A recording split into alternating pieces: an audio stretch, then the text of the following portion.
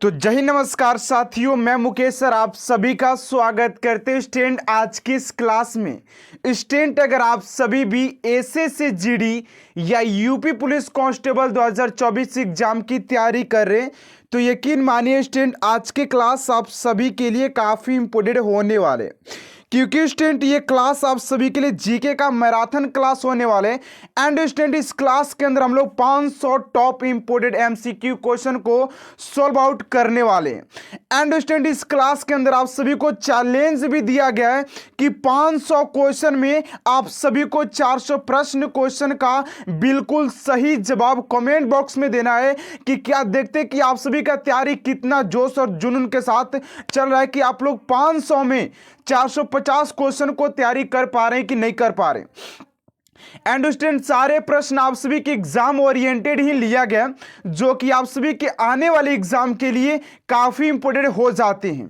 And student यहाँ पर 500 question आप लोग देख पा रहे हैं कि यहाँ पर 500 क्वेश्चन का संग्रह है, जो कि सारे प्रश्न एग्जाम ओरिएंटेड है। तो चलिए स्टूडेंट टाइम वेस्ट न करते आज के क्लास को स्टार्ट करते हैं। तो जैसा कि स्टूडेंट आप लोग देख पा रहे हैं कि सारे प्रश्न आप सभी के लिए काफी इंपोर्टेंट एंड मोस्ट इंपोर्टेंट लिया गया है। तो आप सभी से एक छोटा सा रिक्वेस्ट है कि क्लास को एंड तक आप सभी जरूर देखिएगा, क्योंकि आज की क्लास आप सभी के लिए काफी इंपोर्टेंट होने वाले। तो पहले प्रश्न की ओर बात करते हैं। पहला प्रश्न आप सभी से पूछा गया कि वास्को डी गामा सर्वप्रथम भारत कहां आया था। वास्को डी गामा सर्वप्रथम भारत कहां पर आया था? तो कालीकट। आप सभी का राइट आंसर हो जाएगा कालीकट। दूसरा प्रश्न है कि सौर परिवार कितने ग्रह हैं? सौर परिवार में कितने ग्रह हैं? तो राइट आंसर हो जाएगा आप सभी का 8 हो जाएगा। ठीक है ना, 8 हो जाएगा, ऑप्शन नंबर यहां पर हो जाएगा। चलिए अगला प्रश्न आप सभी का यहां पर देखिएगा, तीसरा नंबर पूछा जा रहा है कि नींबू और संतरे में कौन सा विटामिन पाया जाता है? नींबू और संतरे में कौन सा विटामिन पाया जाता है? तो विटामिन सी नींबू और संतरे में पाए जाते हैं। अगला प्रश्न आप सभी का 4 नंबर देखिए स्टूडेंट, यहां पर आप सभी के लिए वन लाइनर क्वेश्चन को लिया गया, क्योंकि क्वेश्चन की संख्या बहुत ज्यादा है।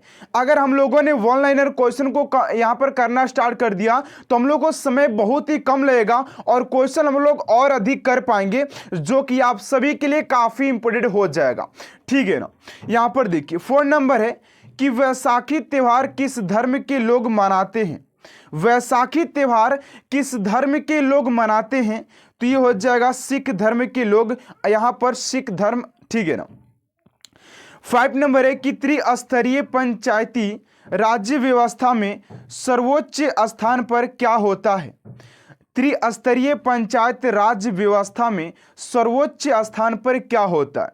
तो जिला परिषद होता है, जिला परिषद हो जाता है। देखिए आपसे के यहाँ पर टोटली 500 प्रश्न लिए गए, तो आप लोग समझ पा रहे हैं कि सारे प्रश्न आपसे के जितने जीके में पूछे जाने वाले जीके जिसमें प्रश्न है वो सारे प्रश्नों का संग्रह इस क्लास में लिया गया।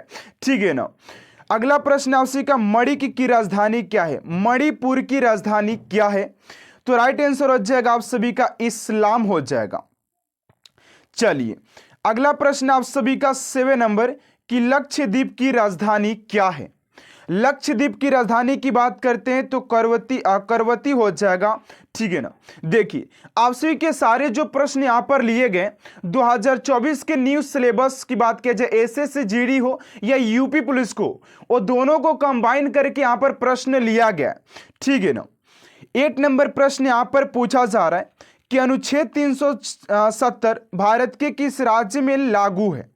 अनुच्छेद 370 भारत के किस राज्य में लागू है? तो हो जाएगा आप सभी का Jammu Kashmir. Jammu Kashmir is right answer हो जाएगा। चलिए अगला प्रश्न आप सभी का 9 नंबर कि भारतीय इतिहास का सबसे प्राचीन काल कौन सा है? भारतीय इतिहास का सबसे प्राचीन काल के बात करते हैं तो सिंधु सभ्यता इस राइट आंसर हो जाएगा आप सभी का सिंधु सभ्यता।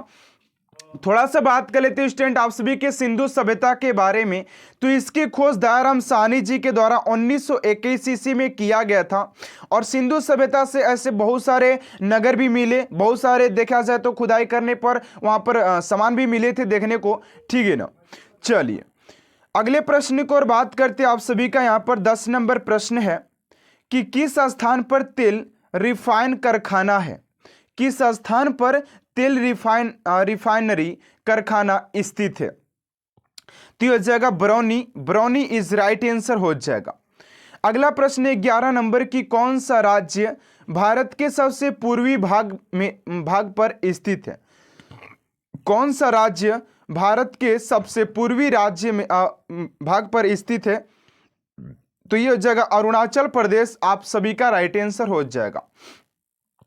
चलिए अगला प्रश्न आप सभी का 12 नंबर कि कौन सी रेखा विषुवत रेखा के समांतर है? यहां पर आप सभी से पूछा जा रहा है कि कौन सी रेखा विषुवत रेखा के समांतर है। तो राइट आंसर हो जाएगा आप सभी का अक्षांश रेखा। ऑप्शन नंबर यहां पर आप सभी का अक्षांश हो जाएगा। चलिए अगले प्रश्न को और बात करते हैं। और ये सारे प्रश्न जो आप लोग अभी लगा पा रहे हैं स्टूडेंट, ये सारे प्रश्न आपसे के प्रीवियस के साथ साथ मोस्ट इंपोर्टेंट प्रश्न है एंड आने वाले हर एक प्रश्न आपसे के एग्जाम ओरिएंटेड होने वाले। देखिए तीसरा नंबर प्रश्न आप सभी का कि डिस्कवरी ऑफ इंडिया नामक पुस्तक किसने लिखी है? तो डिस्कवरी ऑफ इंडिया के बात करें कि पुस्तक किसने लिखी है, तो जवाहरलाल नेहरू आप सभी का राइट आंसर हो जाएगा। अगला प्रश्न आपसी का 14 नंबर कि कौन सी नदी महाराष्ट्र के नासिक से निकलती है? कौन सी नदी महाराष्ट्र के नासिक से निकलती है? तो ये हो जाएगी आप सभी के गोदावरी इज राइट आंसर हो जाएगा। चलिए अगला प्रश्न आप सभी का यहां पर 15 नंबर पूछा जा रहा है कि कौन सा देश नाथुला दारा के पार है? कौन सा देश नाथुला दारा के पार है? तो ये हो जाएगा आप सभी का चीन। चीन इज राइट आंसर हो जाएगा। चलिए अगले प्रश्न की ओर बात करते हैं स्टूडेंट। उससे पहले आप सभी से एक छोटा सा रिक्वेस्ट है कि अभी तक आप मेरे चैनल को सब्सक्राइब नहीं किए तो प्लीज स्टूडेंट चैनल को सब्सक्राइब कर साथ साथ बेल आइकन को भी प्रेस कर दीजिएगा ताकि ऐसा मोस्ट इंपोर्टेंट क्लास स्टूडेंट आप तक सबसे जल्द पहुंचते रहे। ठीक है ना। यहां पर प्रश्न पूछा गया है कि सहनामा किसकी कृति है? यह भी प्रश्न जो है ना आप सभी के लिए काफी इंपोर्टेंट है कि सहनामा किसकी कृति है, तो फिर दोषी हो जाएंगे, इज राइट आंसर हो जाएगा। अगला प्रश्न आप सभी का 17 नंबर कि पुर्तगालियों का भारत में पहली फैक्ट्री कहां स्थापित हुई थी? पुर्तगालियों का भारत में पहली फैक्ट्री कहां स्थापित हुई थी? तो ये हो जाएगा आप सभी का कोचीन में हुई थी। ठीक है ना। और आप लोग भी जानते हैं कि प्रश्न बहुत बार एग्जाम में पूछा भी गया है। चलिए अगला प्रश्न 18 नंबर कि किस भारतीय राज्य में विशाखापट्टनम बंदरगाह स्थित है? किस भारतीय राज्य में विशाखापट्टनम बंदरगाह स्थित है? तो ये हो जाएगा आप सभी का आंध्र प्रदेश। एंड स्टूडेंट यहाँ पर मैं आप सभी को एक और इंपोर्टेंट प्रश्न बताना चाहता हूँ कि आंध्र प्रदेश में आप सभी के एक कुचिपुड़ी नृत्य किया जाता है। कुचिपुड़ी जो कि ये काफ़ी इम्पोर्टेंट और फेमस भी नृत्य है जो कि आप सभी के दोनों एग्जाम में बहुत बार एग्जाम में ये प्रश्न पूछा भी गया है, तो इस बात को ध्यान दीजिएगा। चलिए अगला प्रश्न आप सभी का 19 नंबर यहां पर पूछा जा रहा है कि पृथ्वी के नजदीक वायुमंडल का सबसे निचला परत कौन सा है? यहां पर कह रहा है कि पृथ्वी के नजदीकी वायुमंडल की सबसे निचली परत कौन सी है? तो ये हो जाएगी क्षोभ मंडल, आप सभी का राइट आंसर हो जाएगा। चलिए 20 नंबर प्रश्न, और आप लोग देख पा रहे स्टूडेंट कि अभी 7 मिनट ही हुआ है और हम लोगों ने 20 क्वेश्चन को कंप्लीट कर लिया। तो ऐसे ही आने वाले हर एक प्रश्न को हम लोग बहुत ही कम समय में प्रैक्टिस करने वाले, जो कि आप सभी के लिए काफी इंपोर्टेंट होगा। और देखिए कंपटीशन एग्जाम की तैयारी करने के लिए सबसे मायने जो रखता है आपके टाइम रखता है। और आप लोग भी फटाफट कमेंट बॉक्स में जवाब देने का प्रयास कीजिएगा कि 20 का ये आप सभी का जो राइट आंसर हो जाएगा। एंड आप सभी ने कितना क्वेश्चन को लगाया ये भी आप सभी कमेंट बॉक्स में बताना है। बिना ध्यान दिए, बिना ऑप्शन पर, यहां पर बिना आंसर पर ध्यान दिए, आपसे क्वेश्चन में जैसे ही पढ़ रहा हूं आप लोग के आंसर फर्दर माइंड में आना चाहिए। ठीक है ना। चलिए 20 नंबर प्रश्न है कि गोवा को पुर्तगालियों से कब आजाद किया गया था? गोवा को पुर्तगालियों से कब आजाद किया गया था? तो ये हो जाएगा आप सभी का 1964 में। 1964 आप सभी का राइट आंसर हो जाएगा। चलिए अगला प्रश्न आपसे यहाँ पर 21 नंबर कि ऋग्वेद की रचना किस काल में हुई थी। अब देख पा रहे स्टूडेंट की काफी इंपोर्टेंट प्रश्न अब आने वाले, हर एक प्रश्न आप सभी के लिए काफी इंपोर्टेंट होने वाले। कि ऋग्वेद की रचना किस काल में हुई थी, तो ये हुई थी वैदिक काल में। वैदिक काल आप सभी का राइट आंसर हो जाएगा। एंड स्टूडेंट ये भी प्रश्न पूछा जाता है कि सबसे पुराना जो वेद है वो कौन सा है, तो आपका ऋग्वेद ही सबसे पुराना वेद माना जाता है। चलिए 22 नंबर प्रश्न आप सभी का कि विश्व का सबसे लंबा पशु कौन है। विश्व का सबसे लंबा पशु कौन सा है, तो आप सभी भी जानते हैं कि जिराफ विश्व का सबसे लंबा पशुओं में से एक है, तो आप सभी का राइट आंसर हो जाएगा। चलिए 23 नंबर है कि भारतीय की डीजल इंजन विनिर्माण इकाई डीजल लोकोमोटिव वर्क्स कहां स्थित है, तो 23 का राइट आंसर हो जाएगा आप सभी का वाराणसी। ऑप्शन नंबर यहां पर वाराणसी इस राइट आंसर हो जाएगा, ठीक है ना। चलिए अगले प्रश्न को और बात करते हैं, और फटाफट क्लास को आप लोग लाइक भी कीजिएगा अगर आप सभी को क्लास अच्छा लग रहा है तो, ठीक है ना। आप लोग क्लास देखते पढ़ते ना आप लोगों को समझ में नहीं आता है कि चैनल को सब्सक्राइब करना है कि नहीं करना है, सर का सपोर्ट करना है कि नहीं करना है, सर को लाइक करना है कि नहीं करना, आप लोग भूल ही जाते हैं। लेकिन थोड़ा सा ध्यान दीजिएगा कि सर को भी सपोर्ट करना है, ठीक है ना। चलिए 24 नंबर है कि विश्व का सबसे बड़ा देश कौन सा है, तो विश्व के सबसे बड़े देशों की बात करें कि विश्व का सबसे बड़ा देश कौन सा है, तो आपके रूस हो जाता है। रूस इज राइट आंसर हो जाएगा। 25 नंबर प्रश्न है कि भारतीय सेना में विजयंत नाम है, तो भारतीय सेना में विजयंत नाम है, किसका विजयंत नाम है, किसी लड़का का, लड़की का, किसी सेनानी का, किसी सेना का, नहीं, एक टैंक का नाम है। ये टैंक का नाम है, आप सभी का राइट आंसर हो जाएगा एक टैंक का, ठीक है ना, विजयंत नाम है। ध्यान दीजिएगा इस प्रश्न में थोड़ा सा और टाइप का प्रश्न है, लेकिन ऐसे ही प्रश्न आपसे के एग्जाम में पूछे जाते हैं तो यहाँ पर हालत पंचर हो जाती है कि आखिर कौन सा यार ये कहाँ से क्वेश्चन पूछ दिया, ये तो आउट ऑफ सिलेबस है। लड़के ये बोलने लगते एग्जाम में बैठ करके ये तो आउट ऑफ सिलेबस पूछ दिया, लेकिन नहीं, आप लोग को आउट ऑफ सिलेबस नहीं पूछा गया है। तो आप लोग को मैं यही बता रहा हूं कि आप लोग के हर एक प्रश्न आपसे के लिए काफी इंपोर्टेंट, जो भी मैं प्रश्न करा रहा हूं आप लोग के काफी इंपोर्टेंट है। तो हर एक प्रश्न को जवाब देने के साथ साथ आप लोग अटेंड कीजिए पूरा क्लास को, ठीक है, ज्यादा लंबा नहीं होने वाला है। और आप लोग कहीं भी बैठ करके, कहीं भी खाते समय, पढ़ते समय, आप लोग कैसे भी जाकर के इस क्लास को अटेंड कर सकते हैं, जो कि आपसे काफी इंपोर्टेंट है। देखिए अगर आप लोग इस क्लास को एक बार सुन भी लेते, मैं जैसे पढ़ा रहा हूं, आप लोग अगर एक बार, दो बार, तीन बार अगर क्लास को सुन भी लेते हैं, फिर भी आप लोग को याद हो जाएगा। यार रिवाइज तो करना है, क्योंकि हम लोगों ने तो ऑलरेडी पढ़ रखा है, तो इसको सिर्फ रिवाइज करना, तो आप लोग कैसे भी करके इसको क्लास को अटेंड कर सकते हैं। अब ये तो बहाना नहीं है कि मैं ये कर रहा हूं तो नहीं कर सकता, नहीं, आप लोग कैसे भी करके क्लास को पूरा कीजिए। चलिए 26 नंबर है कि जय जवान जय किसान का नारा किसने दिया था, तो ये हो जाएंगे आप सभी के लाल बहादुर शास्त्री, जिन्होंने जय जवान और जय किसान का नारा दिया था। और आप सभी को कमेंट बॉक्स में एक आंसर देना है कि मारो फिरंगी को ये नारा किसने दिया था। और एक और प्रश्न आप सभी के लिए कि जो है आप सभी का यहां पर मैं आपसे बता रहा हूं, एक और प्रश्न मैं आप सभी के लिए देना चाहता हूं, जिसका आंसर आप सभी कमेंट बॉक्स में देना है। देखिए 27 नंबर प्रश्न है कि भारतीय गणराज्य के प्रथम राष्ट्रपति कौन थे।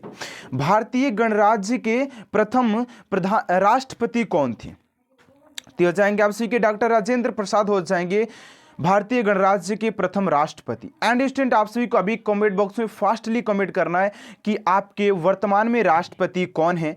एंड यहाँ पर मैं बताना चाहता हूँ कि राष्ट्रपति के लिए जो न्यूनतम उम्र होती है वो 35 वर्ष होती है, ठीक है, कितनी होती है, 35 वर्ष होती है। चलिए 28 नंबर प्रश्न की ओर बात करते, ये पूछा जा रहा है कि संविधान के प्रारूप समिति के चेयरमैन कौन थे।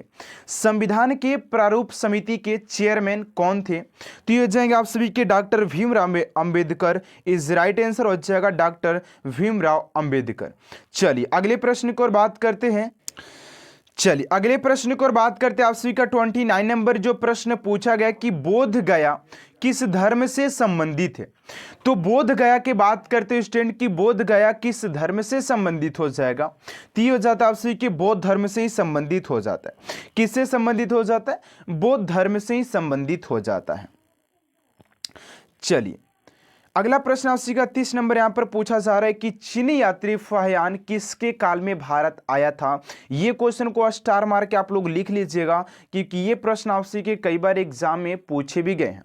कह रहे कि चीनी यात्री फाहियान फाहियान किसके काल में भारत आया था। तो ये हो जाएगा आपसे का विक्रमादित्य के समय में ये भारत का यात्रा किया था, विक्रमादित्य, ठीक है ना। चलिए अगला प्रश्न है कि भारत का सर्वाधिक शिक्षित राज्य है। तो भारत के सबसे शिक्षित राज्य की बात की जा रही है ना, तो वो केरल हो जाता है। केरल सबसे शिक्षित राज्य है अगर बात किया जाए तो, ठीक है ना, केरल हो जाएगा। चलिए यहां पर बात करने वाले अगले प्रश्न को, और आपसे का 32 नंबर जो प्रश्न पूछा गया कि संस्कार कितने प्रकार के होते हैं। अब देखिए यहां पर प्रश्न पूछा गया है कि संस्कार कितने प्रकार के होते हैं। तो संस्कारों की जो संख्या की बात करते हैं ना, तो आप सभी का यहां पर 16 हो जाता है। संस्कारों की जो संख्या आप सभी के 16 हो जाता है। चलिए देखिए मैं बोल रहा हूं ना कि आप लोग के हर एक प्रकार के टाइप इस क्लास के अंदर देखने को मिलेंगे। ऐसा कोई भी आपसे के टाइप नहीं होगा जीके का जो यहां पर आपसे को देखने को नहीं मिलेगा। तो मैंने वही आपसे से बोला कि आपसे के लिए हर एक टाइप का प्रश्न यहां पर सिलेक्टेड प्रश्न लिए गए हैं जो कि आप लोग के एग्जाम के लिए काफी बेटर है, आप लोग एग्जाम में अच्छा स्कोर कर पाए, ठीक है ना। चलिए अगला प्रश्न 33 नंबर की इंकलाब जिंदाबाद का नारा सर्वप्रथम किसने दिया था। इंकलाब जिंदाबाद का नारा सर्वप्रथम किसने दिया था। सरदार भगत सिंह ने दिया था। सरदार भगत सिंह आप सभी के राइट आंसर हो जाएंगे, ठीक है ना। चलिए 34 नंबर प्रश्न पूछा जा रहा है कि हॉकी खेल में प्रत्येक टीम में कितने खिलाड़ी होते हैं। हॉकी खेल में प्रत्येक टीम में कितने खिलाड़ी होते हैं। तो हो जाएंगे आपसी के 11। आपसी की बात किया जाए उसके बाद क्रिकेट में भी 11 हो जाते हैं, और फुटबॉल में भी देखा जाए तो आपसी के 11 होते हैं, लेकिन रग्बी फुटबॉल में आपसी के 15 हो जाते हैं। खो खो में 4 होते हैं, और कबड्डी में आप सभी के आई थिंक 7 होते हैं। एंड उसके इसमें बता दीजिएगा आप लोग कबड्डी में कितने खिलाड़ी होते हैं, ठीक है ना। और वाटर पोलो में आपसे 4 होते हैं ना, वाटर पोलो में 4 होते हैं, इस बात को ध्यान दीजिएगा। चलिए यहां से भी प्रश्न आपसे के पूछे जाते हैं कि कौन से खेल में कितने खिलाड़ी है प्रत्येक टीम में बात की जाए, यानी कि एक टीम और एक टीम की बात किया जा रहा है। चलिए 35 नंबर की चाचा जी के नाम से जाने जाते हैं, यानी कि जाने जाते थे, यानी कि चाचा जी के नाम से किन्हें जाना जाता था। तो आपसे के पंडित जवाहरलाल नेहरू हो जाएंगे। पंडित जवाहरलाल नेहरू आप सभी का राइट आंसर हो जाएगा। अब आप लोग को एक कमेंट बॉक्स में आंसर देना है कि लोह पुरुष के नाम से किन्हें जाना जाता है। भारत में लोह पुरुष के नाम से किन्हें जाना जाता है। ये भी प्रश्न काफी बार एग्जाम में पूछे गए, तो फटाफट कमेंट बॉक्स में आपसे को आंसर दे देना है, ठीक है ना। चलिए 36 नंबर है कि पुर्तगालियों का भारत में पहला गवर्नर कौन था। पुर्तगालियों का भारत में पहला गवर्नर कौन था। तो राइट आंसर हो जाएगा अल्मीडा। अल्मीडा अब यहां पर इज राइट आंसर हो जाएगा अल्मीडा। अगला प्रश्न है कि भारत का सर्वोच्च पुरस्कार है। भारत के सर्वोच्च पुरस्कार की बात करते तो आपसे के सबसे जो बड़ा पुरस्कार होता है ना, वो भारत रत्न पुरस्कार होता है। भारत रत्न पुरस्कार आपसे के सबसे सर्वोच्च पुरस्कारों में से एक माना जाता है। उसके बाद आते हैं आपसे के नोबेल पुरस्कार की बात किया जाए, जो कि आपसे के रविंद्रनाथ टैगोर जी को दिया गया था। गीतांजलि ओकी साहित्य के लिए दिया गया था। मदर टेरेसा को देख लीजिए, सीवी रमन जी को देख लीजिए, उन लोगों को सभी लोगों को नोबेल पुरस्कार दिया गया था। एंड उसके बाद बात करते स्टूडेंट आपसे के अगला प्रश्न आपसे का 38 नंबर कि हिंदू विवाह कुल कितने प्रकार के होते हैं। हिंदू विवाह कुल कितने प्रकार के होते हैं। यार हम लोगों को तो एक ही पता था, आई थिंक हमको सही बता रहे हैं कि हम लोग को विवाह के बारे में कुल एक ही पता था, लेकिन कितना होता है 8 होता है ना, कितना होता है 8 होता है। चलिए अगला प्रश्न आपसी का 39 नंबर। अब ऐसा नहीं है कि 8 प्रकार से शादी होता है तो 8 बार शादी करने में लग नहीं। यहाँ पर देखिए कह रहा है कि अलीगढ़ किस उत्पादन के लिए मशहूर है। अलीगढ़ किस उत्पादन के लिए मशहूर है। तो तांबे बनाने के लिए अलीगढ़ सबसे महत्वपूर्ण हो जाता है, ठीक है ना। देखिए यहाँ पर स्टूडेंटों को थोड़ा सा दिमाग में डाउट आ रहा है कि सर आपने यूपी पुलिस और एसएसजीडी को कंबाइन कैसे कर लिया। तो देखिए आप लोग किसी प्रकार के अगर जीके पढ़ते हैं तो भाई वो यूपी पुलिस के लिए अलग और एसएसजीडी के लिए अलग नहीं होगा। आप लोग को संविधान है तो संविधान हर किसी के लिए एक है। जो अभी बात किए जा रहे थे, अभी ये बात अभी है, यहाँ पर बात करते हैं कि अगला प्रश्न है कि नील नदी के किसने, कौन सी नील नदी के किनारे कौन सी सभ्यता का विकास हुआ था। अब ये विकास हुआ था तो यूपी पुलिस के लिए अलग थोड़ा विकास होगा और एसएसजीडी के लिए अलग विकास होगा। तो आप लोग ये मन से ना जो भ्रम है ना कि निकाल दीजिए कि यूपी पुलिस के लिए अलग पढ़ना है, यहाँ पर एसएसजीडी के लिए अलग पढ़ना है। हाँ, हो सकता है थोड़ा सा डिफरेंट है, लेकिन मैंने यहाँ पर कंबाइन प्रश्न लाया जो कि आप सभी के लिए यूपी पुलिस और एसएससी दोनों के लिए कंबाइन रहने वाला, ठीक है ना। तो ऐसा कोई बात नहीं, अब आप लोगों के लिए भारत का नक्शा अलग हो जाएगा, यूपी पुलिस के लिए अलग और एसएसजीडी के लिए अलग तो नहीं बनाया गया, नहीं ऐसा बात नहीं है। आपके हर जो प्रश्न है आप दोनों के लिए काफी इंपोर्टेंट है, ठीक है। तो किसी को दिक्कत करने वाली बात नहीं है यहां पर। चलिए, तो ये 40 नंबर प्रश्न है कि नील नदी के किनारे कौन सी सभ्यता का विकास हुआ था। तो ये हो जाएगा आपसे कि मिस्र सभ्यता का विकास हुआ था नील नदी के किनारे।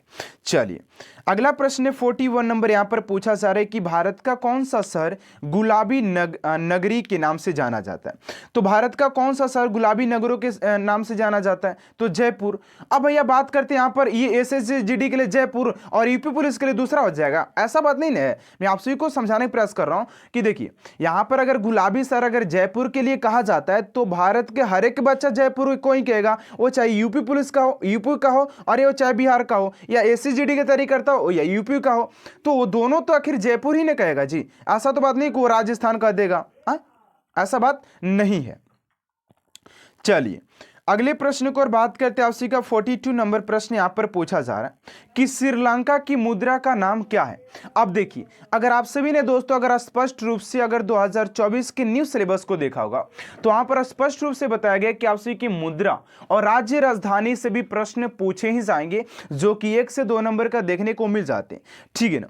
तो श्रीलंका की मुद्रा की बात करें तो रुपया हो जाता है, रुपया हो जाता है। उसके बाद बात करते हैं जापान का येन हो जाता है, आप सभी के भारत का रुपया आप सभी को पता होगा, ठीक है ना। और बाकी देशों का आप लोगों को जितने देशों के बारे में पता है कि किस देश का मुद्रा क्या आ जाता है, तो आप लोग कमेंट बॉक्स में जरूर बताने का प्रयास कीजिए कि इसका क्या आ जाता है, इसका ये होगा, इसका ये होगा, ठीक है ना। ये सारी चीज आप लोग 5 क्वेश्चन बताने का प्रयास कीजिएगा ताकि आप लोग को और क्वेश्चन अधिक याद हो और कॉन्फिडेंस लेवल भी आप लोग का हाई हो।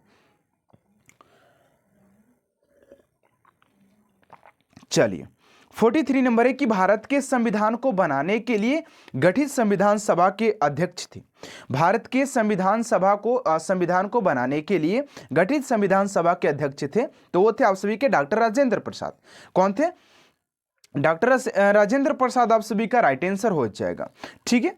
चलिए, अगला प्रश्न आपसे का 44 नंबर यहां पर पूछा जा रहा है, थोड़ा सा ध्यान दीजिएगा कि प्राचीन भारतीय भौगोलिक मान्यता के अनुसार भारत वर्ष किस द्वीप का खंड था।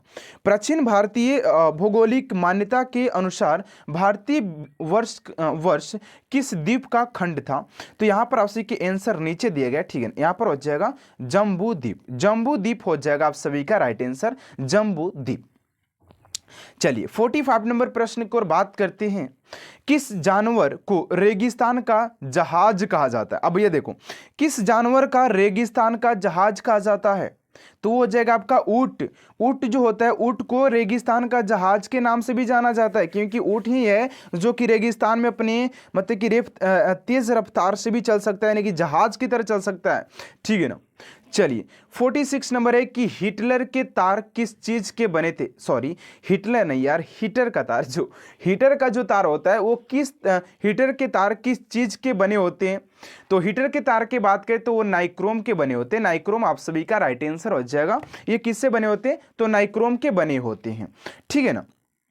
चलिए, अगला प्रश्न आपसे 47 नंबर यहां पर पूछा जा रहा है कि किस वर्ष में महात्मा गांधी का जन्म हुआ था। यानी कि यहाँ पर स्पष्ट रूप से आपसे इसे पूछा गया है कि महात्मा गांधी जी का जन्म कब हुआ था। तो आप सभी को पता है कि 2 अक्टूबर 1869 में इनका जन्म हुआ था। किसका? महात्मा गांधी जी का। चलिए, अगला प्रश्न आपसे का 48 नंबर की विश्व की सबसे गहरी झील कौन सी है। आप सभी की अगर बात किया जाए स्टूडेंट यहाँ पर कि विश्व के अगर झील के बारे में बात करते तो झील से भी आप सभी के इंपोर्टेंट प्रश्न बन जाते हैं, ठीक है। जो कि बैकाल झील बात करें आप सभी के, और बाकी जो झील है जिसे मीठे पानी के नाम से भी जाना जाता है, सबसे गहरी झील, विश्व की सबसे लंबी झील, विश्व की सबसे गहरी झील, ऐसे भी प्रश्न आपसे के एग्जाम में बार बार देखने को मिल जाते। लेकिन यहां पर पूछा गया कि विश्व की सबसे गहरी झील कौन सी है, तो वो हो जाती है बैकाल झील। अब आप सभी को कमेंट बॉक्स में बताना है कि विश्व का सबसे मीठा पानी का झील कौन सा है, जो कि ये भी आप सभी के कई बार एग्जाम में प्रश्न पूछा भी गया है। चलिए अगले प्रश्न को और बात कर लेते हैं कि आप सभी का 49 नंबर प्रश्न क्या पूछा जा रहा है। कह रहा है कि विश्व का सबसे बड़ा महाद्वीप विश्व का सबसे बड़ा महाद्वीप कौन सा देश है। विश्व का सबसे महाद्वीप देश कौन सा है। तो राइट आंसर हो जाएगा आप सभी का एशिया इज राइट आंसर हो जाएगा। चलिए अगले प्रश्न को और बात करते हैं स्टूडेंट, आप सभी का 50 नंबर प्रश्न यहाँ पर पूछा जा रहा है। आप लोग देख पा रहे स्टूडेंट कि हम लोगों ने 20 क्वेश्चन में 50 क्वेश्चन को अटेंड किया, यानी कि उससे बहुत ही कम समय में हम लोगों ने अधिक क्वेश्चन को अटेंड कर पा रहे हैं। तो ऐसे अगर देखा जाए तो बहुत ही जल्दी इस क्लास को हम लोग अटेंड कर पाएंगे, जो कि आप सभी के लिए काफी इंपॉर्टेंट रहने वाला है, ठीक है ना। तो फटाफट इस क्लास को लाइक कर चैनल को सब्सक्राइब अभी कर लीजिएगा, क्योंकि हम लोगों ने 20 क्वेश्चन में 50 क्वेश्चन को अटेंड किया है, ठीक है ना। चलिए 50 नंबर प्रश्न है कि ध्वनि की चाल अधिकतम किस में होती है। ध्वनि की चाल अधिकतम किस में होती है भैया। यहाँ पर हवा की, यहाँ पर प्रकाश की चाल की बात नहीं की जरा, मैंने तो थोड़ा सा कंफ्यूजन हो ही गया था कि यार स्टील में कैसे हो सकता है, लेकिन यहाँ पर ध्वनि की चाल पूछा गया है, न कि प्रकाश की चाल पूछा गया। तो ध्वनि की चाल की बात करें तो स्टील में सबसे अधिक होती है। अगर स्टील को पीटा जाए तो उसमें से अधिक ध्वनि निकलती है, ठीक है ना। तो इसी में बोला गया। अगला प्रश्न है कि विश्व का सबसे बड़ा महाद्वीप कौन सा है। तो विश्व के सबसे बड़े महाद्वीपों की बात करें तो आपसे का एशिया महाद्वीप सबसे बड़ा हो जाता है। एंड अभी बात किया जाए तो अगर छोटा की बात किया जाए तो ऑस्ट्रेलिया हो जाता है, आई थिंक, ठीक, ऑस्ट्रेलिया हो जाता है, ठीक है ना। चलिए अगला प्रश्न है 52 नंबर की ध्वनि की चाल अधिकतम किसमें होती है। ये प्रश्न रिपीट हो गया तो ये आपसी का स्टील में हो जाएगा, ठीक है ना। चलिए अगले प्रश्न को और बात करते हैं 53 नंबर प्रश्न है कि विश्व का सबसे बड़ा महाद्वीप तो एशिया महाद्वीप। ये क्वेश्चन फिर रिपीट कर गया, कोई दिक्कत नहीं। अगला प्रश्न है कि द्रोणाचार्य पुरस्कार किससे संबंधित है। ये आप सभी के बार बार एग्जाम में पूछे जाने वाले प्रश्न यहाँ पर दिखाई दिए कि द्रोणाचार्य पुरस्कार किससे संबंधित है। तो ये आप सभी की बात किया जाएगा श्रेष्ठ गुरु या प्रशिक्षक, यानी देखिए द्रोणाचार्य क्या थे, एक गुरु थे। तो ये पुरस्कार, इनके नाम का जो पुरस्कार दिया जाता है वो गुरुओं को दिया जाता है, ठीक है ना। वो चाहे गुरु किसी का भी हो, तो किसी फील्ड का, तो गुरु को ही दिया जाता है। चलिए अगला प्रश्न है कि लोहे पर जंग लगने से उसका भार क्या होता है, बढ़ता है या घटता है। अगर भैया देखिए किसी का मतलब कि दिमाग में लगता होगा कि लोहे पर जंग लग जाए तो उसका भार कम हो जाता है, तो नहीं, ऐसा बात नहीं है। अगर लोहे पर जंग लगे तो उसका भार बढ़ जाता है, तो आप लोग भी अपने लोहे पर जंग लगवा सकते हैं। अब ऐसा बात नहीं है कि पानी में रख दीजिएगा, ठीक है, नमी उमी लग जाए तो वो खराब हो जाता है ना। तो लोहे पर जंग लगने पर उसका जो भार होता है वो इंक्रीज होता है, ठीक है ना। चलिए अगला प्रश्न है 56 नंबर की विश्व का सबसे बड़ा मरुस्थल कौन सा है। विश्व का सबसे बड़ा मरुस्थल कौन सा है। तो ये हो जाएगा आप सभी का सहारा मरुस्थल, सबसे बड़े मरुस्थल में से एक है। अगला प्रश्न है कि किसे भविष्य की धातु कहा जाता है। भविष्य का धातु किसे कहा जाता है। ये भी क्वेश्चन काफी यूनिक है एंड इंपोर्टेंट है। तो ये हो जाएगा आप सभी का टाइटेनियम। टाइटेनियम ऑप्शन नंबर आप सभी का राइट आंसर हो जाएगा। Option number is right answer नहीं, यहाँ पर ऑप्शन नहीं दिया गया है। एंड बार बार ऑप्शन बताने की मतलब बोलने की आदत हो गया ना, थोड़ा सा क्लास कराते तो उसमें ऑप्शन वाइज कराते हैं। यहाँ पर तो मैंने आप सभी के कम समय में अधिक क्वेश्चन लगाने के चलते मैंने वन लाइनर क्वेश्चन लाया, ताकि आप लोग हर बार यहाँ पर समय बर्बाद करने से बढ़िया कि आप लोग कम समय में अधिक क्वेश्चन को अटेंड करें, तो आप लोग के एग्जाम के लिए काफी बेटर होगा, ठीक है ना।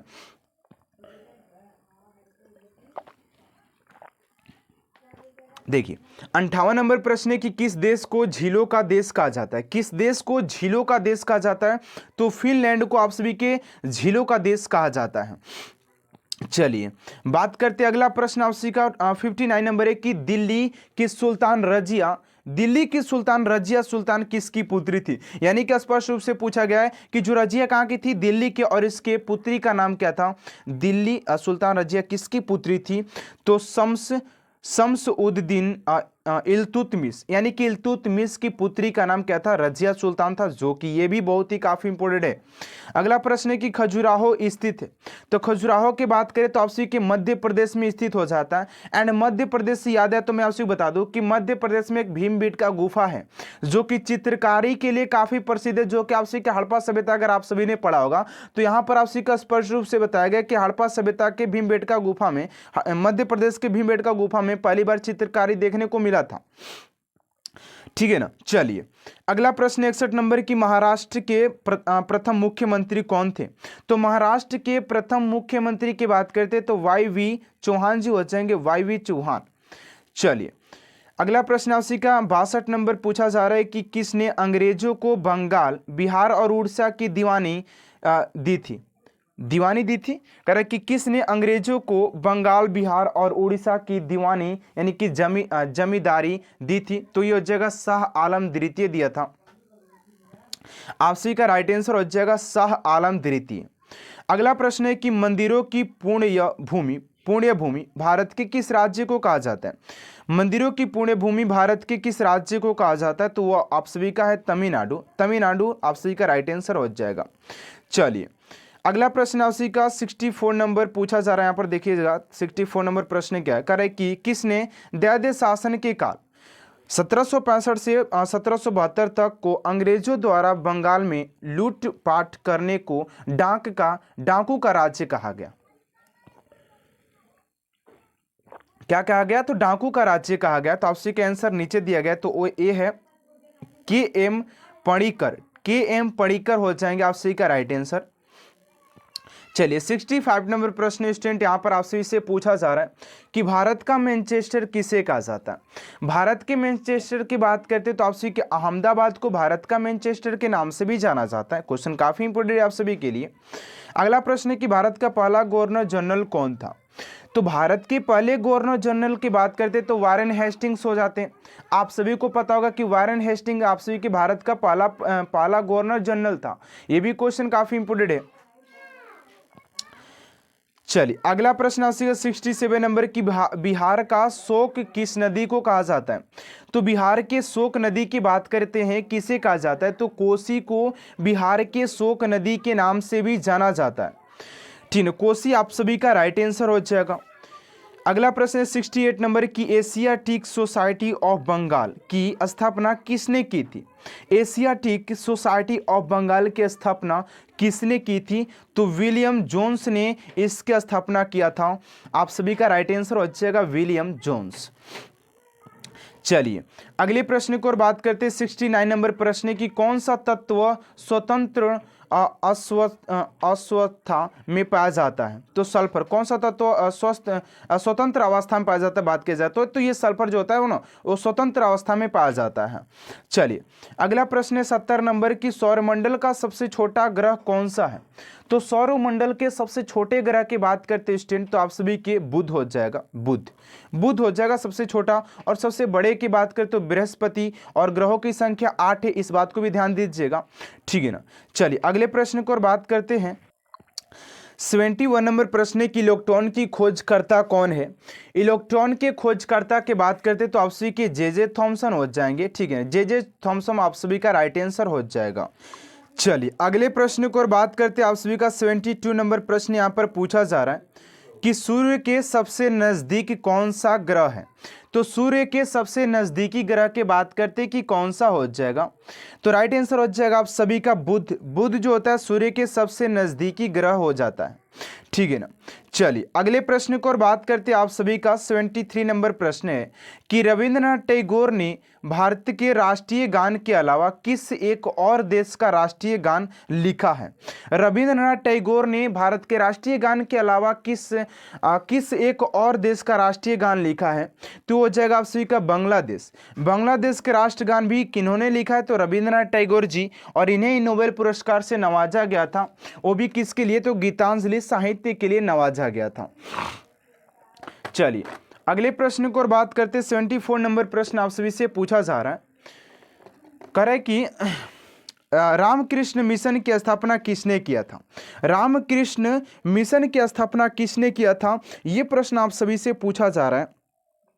तो स्वामी विवेकानंद। चलिए अगला प्रश्न 75 नंबर यहां पर पूछा जा रहा है कि विश्व की सबसे बड़ा नदी द्वीप माजुली असम के किस जिले में स्थित है? तो ये हो जाएगा उसी का पतालपुरी हो जाएगा। अगला प्रश्न आपसे 76 नंबर की सूर्य ग्रहण कब होता है? सूर्य ग्रहण कब होता है? तो ये अमावस्या को क्या होता है? ये सूर्य ग्रहण होता है अमावस्या, ठीक है ना। यहां पर आपसी का ये राइट आंसर हो जाएगा। चलिए अगला प्रश्न है कि कंचन गंगा पर्वत, कंचनजंगा होना चाहिए ना कि कंचनगंगा यार, कंचनजंगा पर्वत शिखर कहाँ स्थित है? तो कंचनजंगा की बात करें तो कंचनगंगा नहीं, कंचनजंगा ये सिक्किम में हो जाएगा। कहाँ पर हो जाएगा आप सभी का? सिक्किम इज राइट आंसर हो जाएगा आप सभी का 77 का। चलिए अगला है आप सभी का कि सबसे अधिक उपग्रह किस ग्रह के पास है? सबसे अधिक उपग्रह आप सभी के किस ग्रह के पास है? तो ये हो जाएगा शनि। शनि के पास सबसे अधिक उपग्रह होने का है, ठीक है ना। चलिए अगला प्रश्न 79 नंबर की घरेलू उपयोग में पाया जाने वाले चीनी में पाया जाता है। घरेलू जो घर में हम लोग चीनी का जो उपयोग करते हैं उसमें क्या पाया जाता है, ये आप सभी से प्रश्न यहाँ पर पूछा जा रहा है। तो यहाँ पर पाया जाता है आप सभी के सुक्रोज। क्या पाए जाते हैं? सुक्रोज पाए जाते हैं। अगला प्रश्न है कि पृथ्वी के निकटतम ग्रह कौन सा है? तो पृथ्वी के निकटतम ग्रह की बात करते तो आप सभी के बुध हो जाता है। क्या हो जाता है? बुध आप सभी के राइट आंसर हो जाएगा। चलिए अगला प्रश्न 81 नंबर की प्रथम भारतीय फिल्म राजा हरिश्चंद्र के निर्माता कौन थे? फिल्म इंडस्ट्री से भी आपसे के प्रश्न कई बार एग्जाम में पूछे भी गए हैं। करें कि प्रथम भारतीय फिल्म राजा हरिश्चंद्र के निर्माता कौन थे? ती हो जाएगा आपसे के दादा साहब फाल्के। दादा साहब फाल्के हो जाएंगे, दादा साहब फाल्के। चलिए अगला प्रश्न 82 नंबर यहाँ पर पूछा जा रहा है कि प्राचीन भारतीय भौगोलिक मान्यता के अनुसार, प्राचीन भौगोलिक मान्यता के अनुसार भारतवर्ष किस द्वीप का खंड था? तो किस द्वीप का खंड था? तो जम्बू द्वीप का ये खंड था। अगला है कि पूर्वोत्तर सीमांत रेलवे का मुख्यालय कहाँ है? तो पूर्वोत्तर सीमांत रेलवे के मुख्यालय की बात करते हैं तो ये हो जाएगा आप सभी का मालीगांव। मालीगांव आप सभी का राइट आंसर हो जाएगा। चलिए 84 नंबर प्रश्न है कि विश्व की सबसे गहरी झील कौन सी है? तो विश्व की सबसे गहरी झील की बात करते तो ये वैकाल झील हो जाता है। विश्व की सबसे गहरी झील वैकाल झील। अगला प्रश्न है कि मुख्य चुनाव आयुक्त की नियुक्ति कौन करता है? मुख्य चुनाव आयुक्त की नियुक्ति कौन करता है? तो आप सभी के राष्ट्रपति हो जाएंगे। राष्ट्रपति इज राइट आंसर हो जाएगा। चलिए अगला प्रश्न 86 नंबर की गुरुत्वाकर्षण की खोज किसने की थी? तो गुरुत्वाकर्षण की बात करते हैं कि किसने किया था? तो न्यूटन आप सभी के राइट आंसर हो जाएगा न्यूटन। चलिए अगला प्रश्न 87 नंबर यहां पर पूछा जा रहा है कि असम के कौन से व्यक्ति भारत के राष्ट्रपति रह चुके हैं? असम के कौन व्यक्ति ऐसे थे जिन्होंने भारत में राष्ट्रपति पद पर भी रह चुके हैं? तो वो आप सभी के फखरुद्दीन अली अहमद हो जाएंगे। अगला प्रश्न 88 नंबर की किसने सर्वप्रथम बंगाल में 3000 रुपये वार्षिक के बदले में निःशुल्क व्यापार करने की छूट दी थी? तो आप सभी के सुल्तान सूजा हो जाएंगे, सही आंसर हो जाएगा। चलिए अगला प्रश्न 89 नंबर की वायु का दबाव किसके कारण होता है? वायु का दबाव किसके कारण होता है? तो यासी घनत्व के कारण वायु का क्या होता है? दबाव बने रहता है, ठीक है ना। आपसी का राइट आंसर हो जाएगा घनत्व। अगला प्रश्न है कि प्लासी के युद्ध में नवाब सिराजुद्दौला के साथ उसने किन वफादारों ने गद्दारी की थी? यानी कि प्लासी के युद्ध में नवाब सिराजुद्दौला के साथ किसने वफादारी में गद्दारी की थी? तो राम दुर्लभ और मीर जाफर ने गद्दारी किया था यहाँ पर, ठीक है ना। चलिए अगला प्रश्न है आपसे का 91 नंबर की मुख्यमंत्री की नियुक्ति कौन करता है? तो मुख्यमंत्री की नियुक्ति की बात करते हैं स्टूडेंट की मुख्यमंत्री का नियुक्ति जो करता है उसी के राज्यपाल के द्वारा किया जाता है। अगला प्रश्न है कि नवाब मीर कासिम के बंगाल की राजधानी मुर्शिदाबाद से हटाकर कहाँ कर दी थी? तो मुंगेर किया था, मुंगेर हो जाएगा। चलिए अगला प्रश्न, और हम लोग स्टूडेंट यहाँ पर 93 नंबर प्रश्न को कंप्लीट कर लिया। अब 100 क्वेश्चन को करने वाले हैं और बाकी क्वेश्चन भी एकदम धुआंधार तरीके से लगाएंगे, जैसे कि आप सभी ने इस क्वेश्चन को भी 100 क्वेश्चन को आप लोग लगाने वाले हैं। अभी हमारे पास 35 या 36 मिनट ही हुआ है, ठीक है ना। अगला प्रश्न है कि वायुमंडलीय दाब मापने का पैमाना है? तो वायुमंडलीय दाब मापने के पैमाना की बात करें तो आपसे कि बैरोमीटर हो जाता है। बैरोमीटर से वायुमंडलीय दाब को मापा जाता है। अगला प्रश्न है कि कैप्टन हॉकिंस किस का दूत बनकर भारत आया था?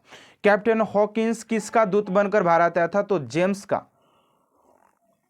जेम्स आप सभी का राइट आंसर हो जाएगा। चलिए अगला प्रश्न 95 नंबर की ए मेरे वतन के लोगों, ये मेरे वतन के लोगों देशभक्ति गीत किसने लिखा है? तो ये देशभक्ति गीत की बात करें तो प्रदीप ने लिखा था, ठीक है ना। आप सभी के राइट आंसर हो जाएंगे। अगला प्रश्न 96 नंबर की मद्रास की स्थापना किसने की थी? तो मद्रास की स्थापना की बात करते स्टूडेंट की मद्रास की स्थापना किसने किया था? तो फ्रैंक मार्टिन हो जाएंगे, फ्रैंक मार्टिन आप सभी का राइट आंसर हो जाएगा। चलिए 97 नंबर की उत्तर पूर्व सीमांत रेलवे में सबसे बड़ा रेलवे स्टेशन कौन सा है? उत्तर पूर्वी सीमांत रेलवे में सबसे बड़ा रेलवे स्टेशन कौन सा हो जाएगा? तो मालीगांव, मालीगांव आप सभी का राइट आंसर हो जाएगा। चलिए अगला प्रश्न 98 नंबर की फोर्ट विलियम कहाँ स्थित है? तो फोर्ट विलियम की बात करते तो आप सी के कोलकाता में स्थित हो जाएगा, राइट आंसर कोलकाता, ठीक है ना। चलिए अगले प्रश्न को और बात करते हैं आप सी का 99 नंबर प्रश्न है कि प्लासी का युद्ध कब हुआ था? तो प्लासी की युद्ध की बात करते तो 1757 में, पानीपत का प्रथम 1526 में, खनवा के युद्ध 1500 आप सी के 27 में, और बात करते चंदेरी 1528 और आप सी घगरा 1529 में। ये भी क्वेश्चन बार बार एग्जाम में पूछे जाते हैं, तो सारे प्रश्नों को आप लोग याद रखना यार, ऐसे याद रखना है जैसे एग्जाम में बेटे फटाफट फटाफट एग्जाम के आंसर दिए जा रहे हैं आप लोग, ऐसे आप सभी को याद करना है, ठीक है, और मैं करवाऊंगा आपसे याद, ठीक है ना। देखिए 100 नंबर प्रश्न है कि किस फरमान को ईस्ट इंडिया कंपनी का मैना कार्टा कहा गया? तो आप सभी का 1717 में कहा गया था ना, ये बात आपसे से पूछा जा रहा है। अगला प्रश्न है 101 नंबर की अंतिम मुगल शासक बहादुर शाह जफर की मृत्यु कहाँ हुई थी? अंतिम मुगल शासक बहादुर शाह जफर की मृत्यु कहाँ पर हुई थी? तो आप सी के रंगून में हुई थी, आप सी का राइट आंसर हो जाएगा रंगून। 100 प्रश्न कराने के बाद में अब इतना मतलब वो हो जाता ना कि क्या बताया जाए, लेकिन आप लोग के जोश और जुनून दे करके आप लोगों का क्लास बंद करने का मन नहीं करता, जितना हो सके आप सभी के लिए उतना मैं करने का प्रयास करता हूं कि आप लोग का जितना हो सके मेरे से उतना मैं करने का प्रयास करता हूं कि आप लोग की तैयारी एकदम जमकी हो, ठीक है ना, चाहे कुछ भी हो जाए। अगला प्रश्न है 102 नंबर की नोबेल पुरस्कार प्राप्त करने वाला प्रथम भारतीय कौन था? तो नोबेल पुरस्कार प्राप्त करने वाले प्रथम भारतीय की बात करते कौन था? तो आप सी के रविंद्रनाथ टैगोर जी हो जाएंगे, ठीक है। मैं बार बार बोल रहा था सी के कि रविंद्रनाथ टैगोर जी को नोबेल पुरस्कार से नवाजा गया था, गीतांजलि के लिए बोला जाए तो लिटरेचर साहित्य के लिए दिया गया था। चलिए अगला प्रश्न 103 नंबर की भारतीय राष्ट्रीय कांग्रेस के संस्थापक कौन थे? तो भारतीय राष्ट्रीय कांग्रेस के संस्थापक की बात करते हैं तो आपसे कि एओ हयूम हो जाएंगे, ऑप्शन नंबर आपसे का राइट आंसर हो जाएगा एओ हयूम। अगला प्रश्न 104 नंबर की प्रथम कर्नाटक का युद्ध किस लिए प्रसिद्ध था? जो कर्नाटक का जो प्रथम युद्ध था वो किस लिए ज्यादातर प्रसिद्ध था? तो सेंट थोमे के युद्ध के लिए सबसे अधिक प्रसिद्ध था, ठीक है ना। चलिए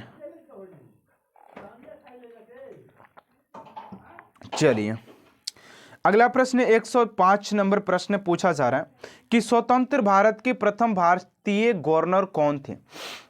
स्वतंत्र भारत के प्रथम भारतीय गवर्नर थे तो आप सी के सी राजगोपालचारी हो जाएंगे, ठीक है ना, सी राजगोपालचारी आप सभी का राइट आंसर हो जाएगा, ठीक है ना। अगला प्रश्न है कि मीर कासिम ने नवाब बनने पर अंग्रेजों को कौन से जिले दिए?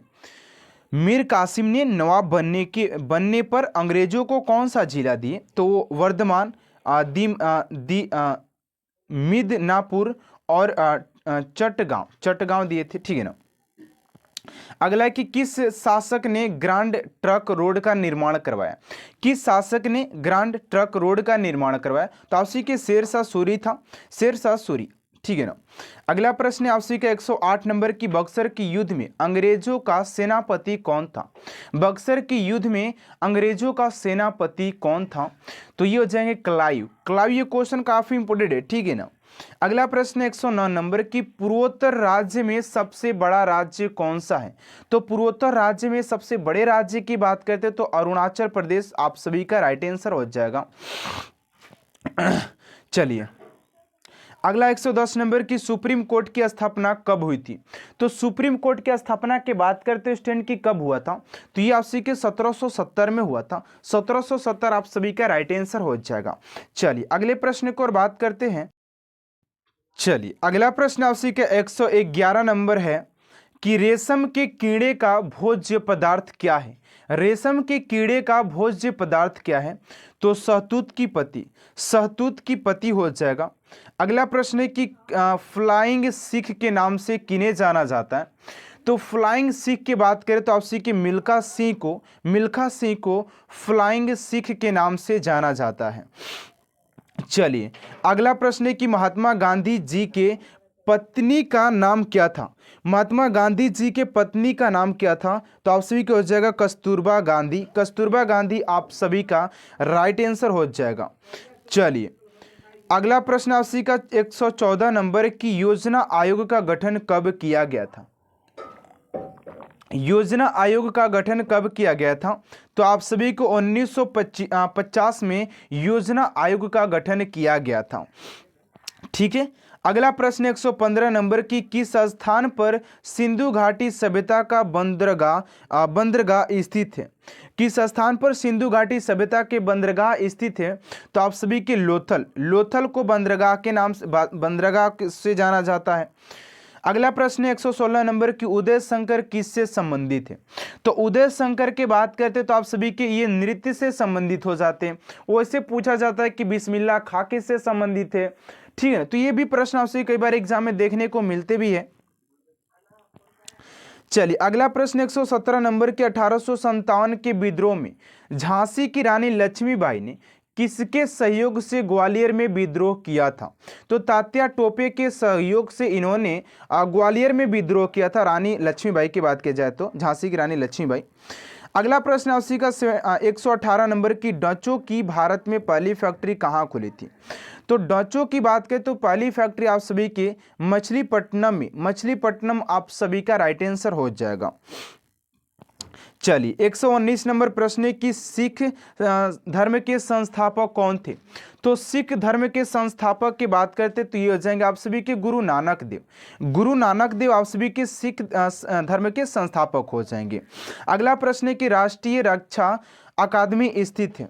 तो राष्ट्रीय रक्षा अकादमी की बात करते तो देहरादून में स्थित हो जाएगा आप सभी का। अगला प्रश्न 121 नंबर की माउंट एवरेस्ट पर चढ़ने वाला प्रथम व्यक्ति है? तो माउंट एवरेस्ट पर चढ़ने वाले प्रथम व्यक्ति की बात करें तो तेनजिंग नोरगे हो जाएंगे, नोरगे। चलिए अगला प्रश्न अस्सी के 122 नंबर की किस स्थान पर महात्मा बुद्ध ने ज्ञान प्राप्ति किया था? महात्मा बुद्ध से प्रश्न पूछा जा रहा है कि किस स्थान पर महात्मा बुद्ध ने ज्ञान की प्राप्ति किया था? तो गया में इन्होंने आप सभी के ज्ञान की प्राप्ति किया था। ठीक है ना। चलिए अगला प्रश्न है कि पानीपत का प्रथम युद्ध लड़ा गया था? तो पानीपत के प्रथम युद्ध के बात करें तो आपसी के बाबर और इब्राहिम लोदी के बीच लड़ा गया था 1526 ईस्वी में। कितने में? 1526 ईस्वी में लड़ा गया था। अगला प्रश्न है कि आकार की दृष्टि से सबसे बड़ा ग्रह कौन सा है? तो आकार की दृष्टि से बात करें तो आपसी की बृहस्पति सबसे बड़ा ग्रह हो जाता है। अगला प्रश्न 125 नंबर की किस भारतीय नेता को भारत का लौह पुरुष के नाम से जाना जाता है? तो सरदार वल्लभ भाई पटेल को लौह पुरुष के नाम से भी जाना जाता है। यहां पर देखिए अगला प्रश्न 26 नंबर की अंग्रेजों ने भारत में प्रथम फैक्ट्री कहां स्थापित किया था? तो अंग्रेजों ने अपना पहला फैक्ट्री की बात करें तो आपसी के सूरत में स्थापित किया था। चलिए अगला प्रश्न आपसी के 127 नंबर की कारगिल कस्बा किस राज्य में स्थित है? तो कारगिल कस्बा की बात करते हो तो आपसी के जम्मू कश्मीर में हो जाएगा। अगला प्रश्न है कि भारत के किस शहर में जंतर मंतर स्थित है? तो भारत की बात करें दिल्ली राज्य में आप सभी के जंतर मंतर स्थित हो जाएगा शहर में, दिल्ली शहर में। अगला आप सभी का कि किस मुगल राजा ने धार्मिक संप्रदाय दिन ए इलाही की स्थापना की थी? तो अकबर था जिसने दिन ए इलाही का स्थापना किया था। अगला प्रश्न 130 नंबर की अशोक के शिलालेखों को सर्वप्रथम किसने पढ़ा था? तो अशोक के शिलालेखों को पढ़ने वाला आप सभी के जेम्स प्रिंसेप था। अगला प्रश्न है कि अजमेर किस सूफी संत के से संबंधित है?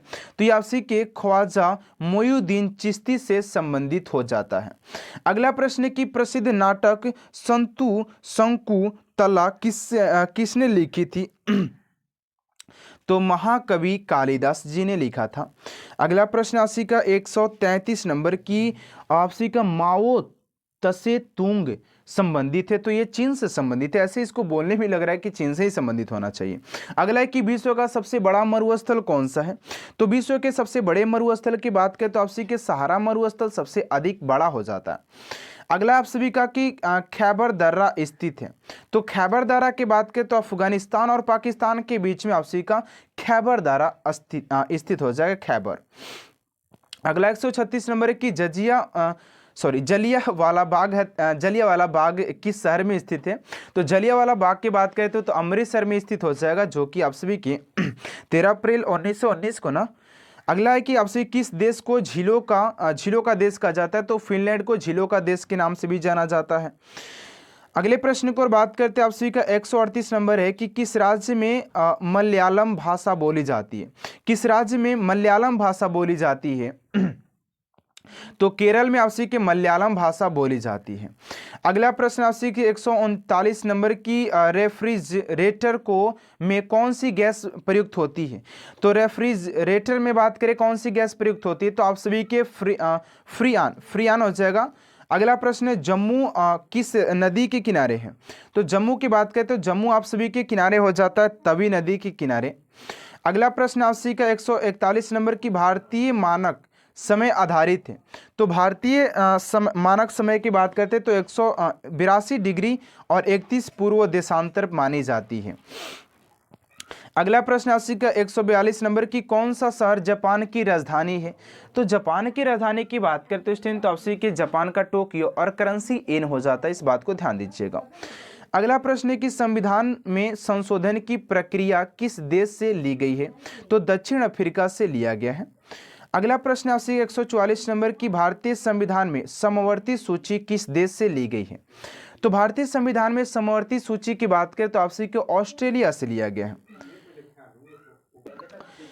चलिए अगला प्रश्न आपसे का 145 नंबर पूछा जा रहा है कि सट्टा और जुआ किस सूची के अंतर्गत आते हैं? तो सट्टा और जुआ की बात करें तो आपसे की राज्य सूची के अंतर्गत आते हैं, ठीक है ना। अगला प्रश्न है कि शिक्षा की सूची का विषय क्या है? शिक्षा का सूची का विषय की बात करें तो समवर्ती सूची हो जाएगा आप सभी का, ठीक है ना। मैं थोड़ा सा धीरे धीरे बोलने का प्रयास कर रहा हूँ क्योंकि जीवन का अधिकार किस अनुच्छेद के अंतर्गत आते हैं? तो जीवन के अधिकार की बात करें तो अनुच्छेद 21 के अंतर्गत आप सभी के आते हैं। चलिए अगला है आपसी का कि वर्तमान में राष्ट्रपति का मासिक वेतन कितना है? तो आपसी का 5 लाख हो जाएगा। आपसी का इकाई, दैनिक, सैकड़ा, हजार, 10,000 और लाख, यानी कि यहाँ पर बात की जाए कब जीरो यार, 2, 4 और 1, 5।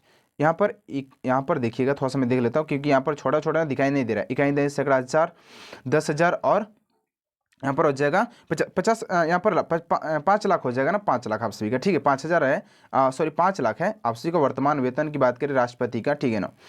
देखिए अगले प्रश्न की ओर बात करते हैं आप सभी का। अगला प्रश्न है जो है यहाँ पर, सॉरी यार, देखिए यहाँ पर अगला जो प्रश्न है यहाँ पर क्या क्या टिपा जा रहा है। अगला प्रश्न है कि संघ की कार्यपालिका की शक्ति किस अनुच्छेद में दी गई है?